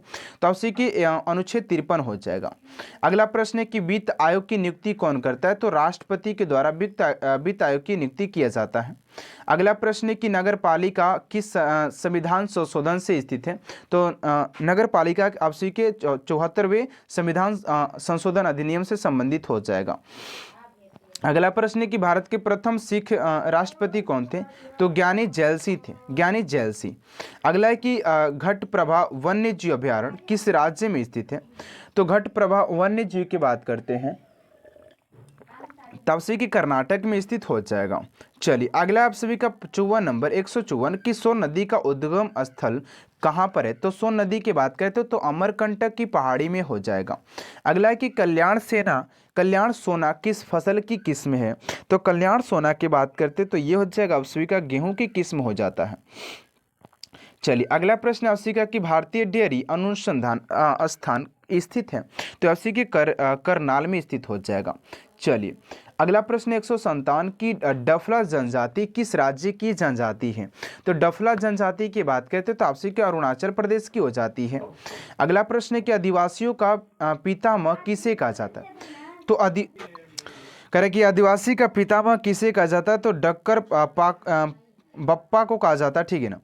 अगला प्रश्न आपसे का 159 नंबर की भारतीय खगोल संस्थान कहाँ स्थित है? तो ये हो जाएगा आप सभी के बेंगलुरु में स्थित हो जाता है। अगला प्रश्न आप सभी का 160 नंबर की आकार एवं द्रव्यमान की दृष्टि से सबसे बड़ा ग्रह कौन सा है? तो आकार और द्रव्यमान की दृष्टि से बात करें तो आप सभी की बृहस्पति सबसे बड़ा ग्रहों में से एक हो जाता है। अगला प्रश्न है कि कोटोपैक्सी ज्वालामुखी किस देश में स्थित है? तो कोटोपैक्सी ज्वालामुखी की बात करें तो आप सभी के इक्वाडोर में स्थित हो जाएगा। अगला है कि आटाकामा मरुस्थल किस देश में स्थित है? तो आटाकामा की बात करें तो आप सभी के चिली देश में स्थित हो जाएगा आटाकामा। अगला प्रश्न आपसी का 163 नंबर प्रश्न यहाँ पर पूछा जा रहा है कि उगते हुए सूर्य का देश किसे कहा जाता है? तो उगते हुए सूर्य की बात करें तो जापान को कहा जाता है। अगला प्रश्न है कि स्वेज नहर किसको जोड़ती है? तो लाल सागर और भूमध्य सागर को स्वेज नहर जोड़ती है। अगला है कि हवाई द्वीप किस महासागर में स्थित है? तो हवाई द्वीप की बात करें तो आपसी के प्रशांत महासागर में स्थित हो जाएगा। ठीक है ना। चलिए अगले प्रश्न को और बात करते हैं। आप सभी का 167 नंबर प्रश्न है कि चावल उत्पादन में अग्रणीय देश कौन सा है? तो चावल उत्पादन में अग्रणीय देश की बात करते हैं तो आप सभी के चीन दूसरे नंबर पर आता है। ठीक है ना। अगला प्रश्न है कि परमाणु ऊर्जा के दो मुख्य खनिज कौन से हैं? तो परमाणु ऊर्जा के दो मुख्य खनिज की बात करते हैं तो थोरियम एवं यूरेनियम हो जाएगा। अगला आप सभी का कि भारत का मैनचेस्टर किसे कहा जाता है? तो भारत के मैनचेस्टर की बात करते हैं तो अहमदाबाद को भारत का मैनचेस्टर कहा जाता है। चलिए अगला प्रश्न 169 नंबर की बुक्सा राष्ट्रीय उद्यान किस राज्य में स्थित हो जाएगा? तो बुक्सा राष्ट्रीय उद्यान की बात करते हैं तो आपसे के पश्चिम बंगाल में स्थित हो जाएगा। अगला है कि मंडा स्थल किस नदी के किनारे स्थित है? तो मंडा स्थल की बात करें तो आपसे के चेनाब नदी के किनारे स्थित हो जाता है। अगला प्रश्न महात्मा बुद्ध का जन्म हुआ था। तो महात्मा बुद्ध के जन्म की बात करें तो 563 ईसा पूर्व इनका जन्म हुआ था महात्मा बुद्ध का। चलिए अगला प्रश्न 172 नंबर की जम्मू कश्मीर की सबसे शक्तिशाली शासिका कौन थी? तो जम्मू कश्मीर की सबसे शक्तिशाली शासिका की बात करें तो रानी दिद्दा हो जाएंगी। अगला है कि मेघालय की प्रमुख फसल कौन सी है? तो मेघालय की प्रमुख फसल की बात करें तो आपसे कि अन्ना हो जाएगा। अगला है कि इलेक्ट्रॉन की खोज की सबसे बड़ी प्रवृत्ति कौन है? तो Fe तत्व हो जाएगा, जो कि Fe तत्व हो जाएगा। ठीक है ना। चलिए यहाँ पर देखिए अगला प्रश्न उसी का 75 नंबर पूछा गया है कि विश्व की सबसे ऊंची चोटी एवरेस्ट किस देश में स्थित हो जाएगा? तो विश्व की सबसे चोटी एवरेस्ट की बात करें तो आपसे कि नेपाल में स्थित हो जाएगा। अगला प्रश्न है कि पद्म पुरस्कार 2017 में साहित्य और शिक्षा के क्षेत्र से पद्म पुरस्कार विजेता थे तो 3 लोग विजेता थे। ठीक है 2017 की बात किया जा रहा है, ध्यान दीजिएगा इस बात पर। अगला प्रश्न है कि आकार में बदलाव के कारण शरीर द्वारा प्रदान ऊर्जा को कहा जाता है। आकार के बदलाव के कारण शरीर द्वारा प्राप्त ऊर्जा को प्रत्यास्थ स्थिति कहा जाता है। अगला प्रश्न 178 नंबर की भारत के संविधान के संसदीय सरकार की अवधारणा गृहीत की गई थी तो आपसी के ब्रिटेन से किया गया था। अगला प्रश्न आपसी का 179 नंबर पूछा जा रहा है कि जिस दर पर RBI बैंकों को ऋण देती है उसे कहा जाता है, तो उसे रेपो टेर कहा जाता है। अगला प्रश्न है कि सचिन तेंदुलकर को भारत रत्न से सम्मानित किया गया था, यानी कि सचिन तेंदुलकर को कितने ईस्वी में भारत रत्न से सम्मानित किया गया था? तो 2014 में भारत रत्न से सचिन तेंदुलकर को सम्मानित किया गया था। अगला प्रश्न 181 नंबर की academy of motion picture awards and साइसेज द्वारा दिए गए तकनीकी ऑस्कर 2017 के विजेता कौन थे? तो आपसे कि IIT के पूर्व छात्र पराग हवलदार को दिया गया था। ठीक है ना। अगला प्रश्न की गति का दूसरा नियम संबंधित है तो संवेग से संबंधित हो जाता है। अगला प्रश्न 183 नंबर की भारत के पहले उप प्रधानमंत्री थे। तो भारत के पहले उप प्रधानमंत्री की बात करते हो आप सभी के सरदार वल्लभ भाई पटेल हो जाएंगे। अगले प्रश्न को और बात करते हैं आप सभी का यहाँ पर 184 नंबर है कि कथकली एक शास्त्रीय नृत्य नाटक है तो ये आप सभी की केरल से संबंधित हो जाता है। अगला प्रश्न 185 नंबर की जैविक विविधता का आधारभूत द्योत है, तो ये आपसी के उत्परिवर्तन हो जाएगा। अगले प्रश्न की ओर बात करते हैं, आपसी का 186 नंबर है कि अंतः श्वसन के दौरान फेफड़े हवा से बाहर जाते हैं, तो ये होता है कि फेफड़े की स्फीति के कारण होता है। अगर इंदिरा गांधी इंडोर स्टेडियम स्थित है, तो ये नई दिल्ली में स्थित हो जाएगा। अगला प्रश्न आपसे 188 नंबर की 2017 में रणजी ट्रॉफी जीती थी, तो विदर्भ ने जीता था। चलिए अगला है आपसे का 189 नंबर की बायोफाइटा श्रेणी के अंतर्गत आता है, तो बायोफाटा के श्रेणी की बात करें तो आपसे के रेक्सिया। अगला है कि विजयनगर साम्राज्य की स्थापना की थी, तो विजयनगर साम्राज्य की बात करें तो हरिहर और बुक्का ने किया था। अगला प्रश्न आपसे 191 नंबर की यश चोपड़ा स्मृति राष्ट्रीय पुरस्कार 2017 के लिए चयन किए गए था, किसे चयन किया गया था, तो आप सभी के शाहरुख खान को चयन किया गया था। आप सभी का राइट आंसर हो जाएगा शाहरुख खान। अगला प्रश्न 192 नंबर की जनवरी 2018 में इकोनॉमिक्स एंड पॉलिटिक्स वीकली के संपादक के रूप में किसे नियुक्त किया गया था, तो ये हो जाएंगे आप सभी के गोपाल गुरु को नियुक्त किया गया था। ठीक है ना। चलिए अगला प्रश्न आपसे के 193 नंबर की भारत सरकार ने वित्त मंत्रालय से संबंधित शब्द है, तो वित्तीय घाटा इससे संबंधित हो जाएगा। अगला प्रश्न 194 नंबर की 2004 में पूर्व फ्रांसीसी राष्ट्रपति निकोलस सरकोजी को दिया गया था, तो ये क्या दिया गया था, तो knight of the legion of honour पुरस्कार से सम्मानित किया गया था। अगला प्रश्न 195 नंबर की प्रतिरोधकता की एसआई मात्रक क्या होता है, तो प्रतिरोधकता की बात करें तो आपसे कि एसआई मात्रक ओम हो जाता है। अगला प्रश्न की तत्वों का दूसरा समूह कहलाता है, तो तत्वों के दूसरे समूह की बात करें तो उसका जो दूसरा समूह के नाम से होता है आप सभी के क्षारीय मृदा धातु हो जाता है। क्या होता है, क्षारीय मृदा धातु उसे कहा जाता है। अगला प्रश्न है कि विश्व पर्यावरण दिवस कब मनाया जाता है, तो विश्व पर्यावरण दिवस की बात करें तो आपसी की 5 जून को विश्व पर्यावरण दिवस के रूप में मनाया जाता है। अगला प्रश्न है कि अलग अलग कीपो फनल द्वारा अलग किया जा सकता है, तो तेल और पानी को अलग किया जा सकता है। अगला प्रश्न आपसी का 199 नंबर की शब्द परमाणु का खोजा गया था, शब्द परमाणु को खोजा था, तो डेमोक्रिट्स ने खोजा था। अगला प्रश्न 200 प्रश्न हम लोगों ने कंप्लीट कर लिया कि भारत के राजस्थान प्रदेश में स्थित एक धार्मिक शहर है जो कि उसे पुष्कर नाम से जाना जाता है, पुष्कर। अगला प्रश्न आपसी का 201 नंबर की एक गोलाकार दर्पण जिसकी परावर्तक सतह अंदर की ओर मुड़ी हुई होती है कहलाता है, उसे क्या कहते हैं, तो उसे बात करें उसे अवतल दर्पण के नाम से जाना जाता है। अगला प्रश्न आपसी का ध्यान दीजिएगा 202 नंबर की गोवा की राजधानी क्या है, तो गोवा की राजधानी की बात करें तो आप सभी के पणजी हो जाता है, गोवा की राजधानी पणजी हो जाएगा। अगला प्रश्न की जाने वाली तरल पदार्थ, ये क्वेश्चन थोड़ा सा मिसप्रिंट हो चुका है तो इसको छोड़ करके इग्नोर करके आगे बढ़ते हैं हम लोग। 204 नंबर प्रश्न यहाँ पर पूछा जा रहा है कि वायु की ध्वनि की चाल कितनी होती है, तो वायु में ध्वनि की चाल की बात करें तो 332 मीटर पर सेकेंड होता है। अगला है कि एक सतही परिघटना वाष्पीकरण कहलाता है। अगला है कि नाइट्रोजन क्षारों के अनुक्रम में परिवर्तन के कारण होता है, तो जिन उत्परिवर्तन होता है। आप सभी का ऑप्शन नंबर यहीं पर हो जाएगा।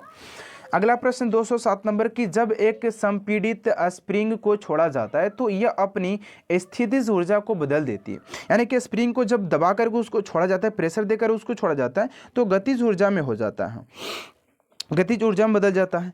तो कह रहा है कि अगला प्रश्न है 208 नंबर की चाल, दूरी और समय का सही संबंध है, तो एस बराबर डी बटा में टी, यानी कि समय बराबर दूरी बटा में समय हो जाएगा, टाइम बराबर। यहाँ पर देखिए अगला जो है आपसे डिस्टेंस हो जाए ना, डी बराबर डिस्टेंस। अगला है कि जी का मान होता है, तो जी के मान की बात करते हैं आपसे 6.67 10 के पावर माइनस 11 न्यूटन मीटर, यहाँ पर 200 किलो 2 किलो और 2 दिया है ना, उसके पावर है ना। अगला प्रश्न आपसे 210 नंबर की फरवरी 2018 के अनुसार विदेश मंत्रालय में विदेश सचिव थे, तो आपसे कि विजय गोखले हो जाएंगे, विजय गोखले।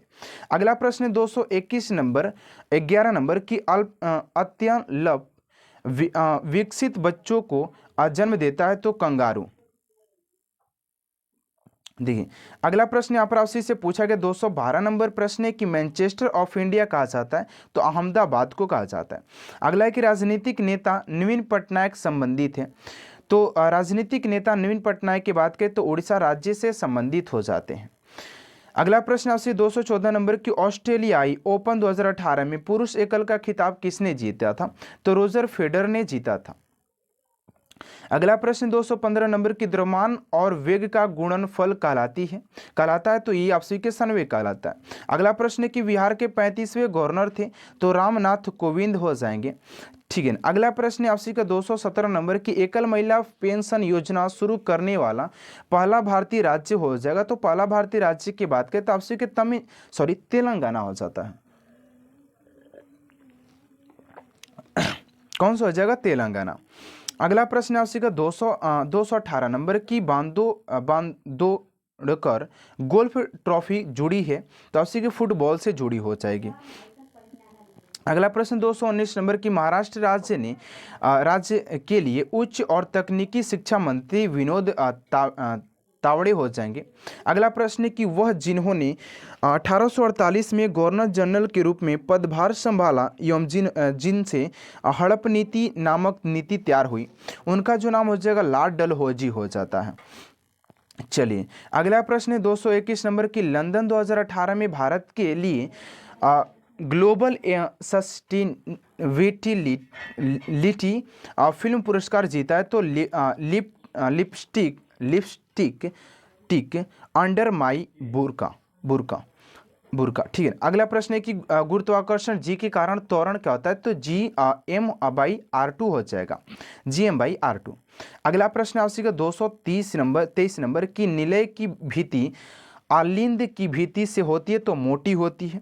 अगला प्रश्न 250 सेंटी यहाँ पर ध्वनि का वेग होता है, तो आपसी के एल्युमिनियम में होता है, अधिकतम होता है तो एल्युमिनियम में। अगला प्रश्न कि पर्यावरण और जलवायु परिवर्तन के केंद्रीय मंत्री कौन है, तो ये हो जाएंगे आपसे कि हर्षवर्धन, डॉक्टर हर्षवर्धन हो जाएंगे।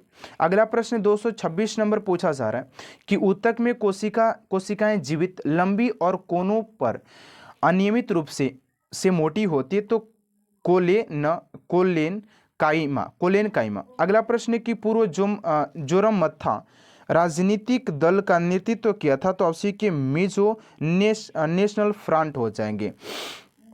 अगला प्रश्न 228 नंबर की झूले पर बैठे लड़के की गति होती है, तो आवर्तीय गति होती है। अगला प्रश्न है कि अगस्त 2018 एयर इंडिया के वर्तमान अध्यक्ष और प्रबंधक निदेशक थे, तो प्रदीप सिंह खरोला हो जाएंगे, खरोला। अगला प्रश्न आपसे 230 नंबर की भारत के महाराष्ट्र राज्य में स्थित एक धार्मिक शहर कौन सा है, तो आपसी का ये हो जाएगा सीडी। अगले प्रश्न की ओर बात करते हैं 231 नंबर प्रश्न है कि किस वर्ग में प्रणालियों में शल्कों की कमी और तत्वों के श्लेष्म ग्रंथियों होती है, तो उभयचर हो जाएगा ना। अगला प्रश्न है कि मंजीरा मगरमच्छ वन्यजीव अभयारण्य स्थित है, तो ये वन्यजीव अभयारण्य की बात करें तो तेलंगाना में स्थित हो जाएगा। चलिए अगला प्रश्न आपसे 233 नंबर की देवराय द्वितीय के शासनकाल के दौरान निकोलो कोटी ने 1420 ईस्वी में दौरा किया था, तो विजयनगर का दौरा किया था। अगला प्रश्न 234 नंबर की युवा अवस्था के समय लड़कों में दिखाई देने वाली उपस्थिति में बदलाव, तो टेस्टोस्टेरोन, ठीक है ना। अगला है आपसी का प्रतिरोध का एसआई मात्रक की बात करते हैं, यहाँ पर एसआई मात्रक प्रतिरोध का आपसी के ओम हो जाता है। अगला प्रश्न 236 नंबर यहाँ पर पूछा जा रहा है, बाकी और 14 प्रश्न हम सभी को लगाना है बाकी, ठीक है ना। बाकी हमारा ये यहाँ पर देखिए अगला प्रश्न आपसी का 236 नंबर कि नाबार्ड में भारत सरकार का हिस्सा है, तो आपसी के 99% हो जाएगा। अगला है कि दुनिया का पहला फुटबॉल क्लब जिसे 1857 में इंग्लैंड में स्थापित किया गया था वह था, तो वो शेफील्ड फुटबॉल क्लब हो जाएगा। अगला प्रश्न 238 नंबर की इथेनॉल का क्वथनांक होता है तो आपसे 780 सेंटीग्रेड हो जाता है। अगला है कि भारत में राष्ट्रीय थल सेना दिवस मनाया जाता है तो राष्ट्रीय थल सेना दिवस की बात करें तो 15 जनवरी को मनाया जाता है। अगला प्रश्न आपसे 140 नंबर की रिया सुल्तान किसकी बेटी थी तो रजिया सुल्तान ना, रजिया सुल्तान हो जाएगा, इल्तुतमिश की बेटी थी। अगला 141 नंबर की संस्कृत पाठ में सतत्रिणी वीणा के रूप में जाना जाता है और इसमें 72 तार है तो संतूर हो जाएगा। अगला है कि मसमीना एक भारतीय अमेरिकी लड़की की करुणात्मक कहानी की लेखिका है तो निधि चेनानी हो जाएंगी। अगला प्रश्न यहाँ पर 243 नंबर 243 की पुनर्जन्म के साथ साथ वंडिंग पुनर्जनन के साथ साथ बॉन्डिंग द्वारा उत्पन्न हो जाता है तो क्या उत्पन्न होता है तो आपसे कि हड्रा ना। अगला प्रश्न 244 नंबर की भारत की पहली महिला राष्ट्रपति कौन थी तो प्रतिभा देवी सिंह पाटिल हो जाएंगी।